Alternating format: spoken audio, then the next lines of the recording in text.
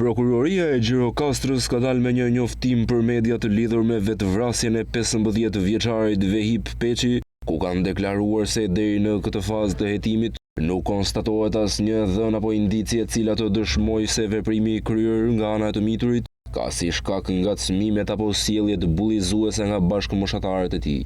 Vehip Peçi, nxënësi i gjimnazit Siri Shaplo, i ka dhënë fund jetës duke u vetvarur në banesën mesditën e 20 prillit. 15-vjeçari është trajtuar edhe nga psikologja e shkollës, e cila ka zhvilluar disa seanca me të miturin dhe në dëshminë dhënë në policinë e Gjirokastrës, mësohet se ka rrëfyer detaje nga konsultimet që ka pasur me nxënësin.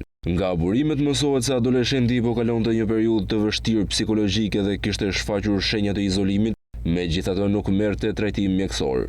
Këtë akt të rënd i riu mësohet se i kishte paralajmëruar kohë më parë duke u thënë shokëve të tij të klasës se do të shtegëtonte tek Zoti, por ata asnjëherë nuk i morën seriozisht fjalët e tij.